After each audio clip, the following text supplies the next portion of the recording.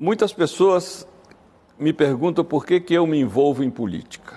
Eu sou um militante político, gosto de ser militante político. Você escreveu um livro sobre Cristo como militante político. Exatamente. Embora eu nunca tenha sido filiado a nenhum partido político. Eu sou discípulo de um prisioneiro político. Jesus não morreu nem de hepatite na cama, nem de desastre de camelo numa esquina de Jerusalém. Como o Frei Tito e tantos companheiros e companheiros meus durante o período da ditadura, ele foi preso, torturado, julgado por 2 poderes políticos, não foi um só não, 2 poderes políticos, e condenado à pena de morte dos romanos, que era a cruz. A pergunta é outra. Que diabo de fé você que se diz cristão tem e não se compromete na mudança desse mundo? Por que Jesus foi assassinado cruelmente? Porque dentro do reino de César, ele ousou anunciar um outro reino possível, que ele denominava reino de Deus. Uma disputa política, portanto. Alguns falam, e falam com razão, mas o reino de Deus fica do outro lado da vida, porque a igreja jogou lá para cima para poder se acomodar aos poderes desse mundo. Eu digo não. Que a igreja julgou para o além, julgou. Mas na cabeça de Jesus, o projeto do reino é um projeto político-civilizatório para este mundo, esta história humana. E a prova disso está no Pai Nosso. A gente não reza, leve-nos ao vosso reino. É exatamente o inverso, venha a nós o vosso reino. Jesus não veio fundar a igreja, Jesus não veio fundar religião, né? Jesus veio nos trazer um novo projeto político-civilizatório que ele chamava Reino de Deus. Essa expressão aparece 122 vezes na boca dele nos 4 evangelhos. E a expressão igreja apenas 2 vezes, e assim mesmo no único evangelho, que é o de Mateus, e que não se referia a essa instituição que nós conhecemos hoje. Igreja, em grego, significa assembleia. Era um contraponto, como os cristãos estavam sendo expulsos das sinagogas judaicas, porque eram dissidentes, então eles formaram o seu grupo e, para não identificar, começaram a chamar de eclésia, de igreja, né? Então, isso. O cristianismo, eu não entendo um cristão que não é progressista. Frei Beto, o advogado do diabo, não, que não fica bom, a gente não vai evocar ele. O militante político não era o Barrabás, não era ele, o Zelote, que lutava contra os romanos. A luta de Cristo era uma luta política. Eu estou desafiando, eu não estou discordando. Não, eu sei. E eu acho bom o desafio, porque os 2 eram militantes políticos. De Barrabás, nós sabemos pouco. Nós sabemos, por algumas referências, principalmente por Flávio Joséfo, que foi um historiador da época, mas não sabemos... Mas possivelmente ele tenha também sido preso e condenado por sedição. Mas Jesus também. Jesus foi considerado blasfemo por parte do Sinédrio judaico. Sim. E subversivo por parte do poder romano. Até porque a voz corrente, ele que era o rei dos judeus. Ele nunca disse isso, sou rei dos judeus. Inclusive, ele recusava esse título. Aliás, aquilo que aparece na cruz é uma ironia, né? Que Pilatos mandou colocar, rei dos judeus. Jesus Nazareno, agora, o rei dos judeus era Tibério César. Então, isso era um crime de sedição. Então, na verdade, os 2 tinham uma atividade política, só que diferente. Enquanto a de Barrabás era um enfrentamento armado, o de Jesus era minar por baixo, ou seja, iniciar uma série de empreendimentos comunitários, de partilha, etc., que ia minando o sistema, a partir dos pobres.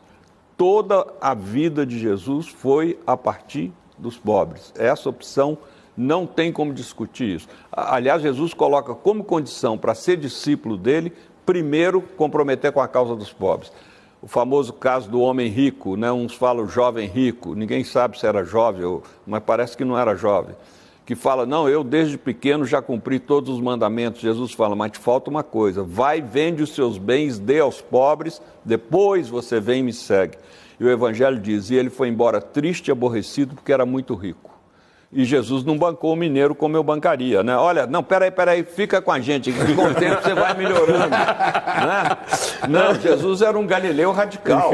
Cara, não faz opção pelos pobres primeiro, não tem parte comigo. E aí, a segunda parte da minha pergunta. Bom, se a premissa é que o cristianismo é uma doutrina político-religiosa, né? Cristo era um militante, nós não podemos reclamar do aparecimento do neopentecostalismo como um instrumento político. Porque se nós podemos, eles também podem. Em 3 palavras, vamos precisar isso aí. Primeiro, é uma conquista muito positiva. Desculpa te interromper. E por que e como é que essa mesma mensagem salvífica que se associa à esquerda tão facilmente, como você acabou de descrever, sofreu uma digressão e hoje é instrumento da direita? Bem, primeira questão, é uma conquista muito positiva da modernidade a separação entre a esfera política e a esfera religiosa. Estado é laico. A famosa pergunta que eu fiz para o Fidel Castro, que fez mudar o Estatuto do Partido Comunista de Cuba e a Constituição cubana. Primeira vez que nos encontramos, 1980, em Manágua, o Lula estava junto. Comandante, por que o partido e o Estado cubanos são confessionais? Como confessionais? Somos ateus, eram oficialmente ateus. Eu falei, comandante, afirmar ou negar a existência de Deus é mera confessionalidade. Ele falou, você tem razão, nunca tinha encarado por essa ótica. E depois operaram essas 2 mudanças em Cuba. Então, é uma vantagem, uma conquista importante essa separação. Agora, nas nossas vidas pessoais, não há essa separação. Todos nós que somos seres humanos, somos seres políticos. E, ao mesmo tempo, somos seres que, de alguma maneira, nos relacionamos com alguma forma de transcendência. Ainda que seja uma pessoa totalmente ateia do ponto de vista religioso, mas ela tem alguma forma de transcendência, nem que seja a sua relação amorosa, né, com seu marido ou com sua mulher, mas tem. Né? Que as 2 palavras fortes nessa relação amorosa, elas derivam de fé, confiança, com fé e fidelidade, né? Vem daí. Ora, acontece que a igreja e a política são 2 ferramentas que servem para oprimir e que servem para libertar. Depende como isso é aplicado. Depende. Então, o filtro ideológico é que vai dizer qual é o matiz que se dá. E as 2 forças que se prestam ao extremismo. E 2 forças... Religião exatamente. Eu diria que a religião mais do que a política, por uma razão, por causa da servidão voluntária do Laboécio. Ou seja, a religião, ela incute na consciência da pessoa que a vontade do padre ou do pastor é a vontade de Deus. Então ela se submete como cordeirinho para ser malhado. Então a religião ela tem uma incidência. E a direita, espertamente, sempre soube disso. E a esquerda, equivocadamente, tinha o preconceito religioso. Quando eu fiz o livro Fidel a Religião, Fidel que demitiza, acaba com isso, mas ele foi o primeiro líder comunista e chefe de Estado a reconhecer a dimensão positiva também da religião, que o Engels tinha reconhecido num livrinho que o mundo comunista pouco conhece, porque sabotaram, chamado Cristianismo Primitivo, em que ele diz os primeiros comunistas foram os primeiros cristãos, nos 3 primeiros séculos, derrubaram o Império Romano.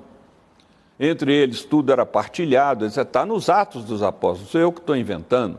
Né? Ontem mesmo, num debate, me perguntaram se nós cristãos éramos comunistas. Eu falava, não, eu acho que é o inverso. Os comunistas é que seguiram os valores cristãos, embora não tenham fé, não importa, até porque a gente não se salva pela fé, se salva pelo amor, né? O que importa é o que você faz, não o que você professa. Então, o princípio básico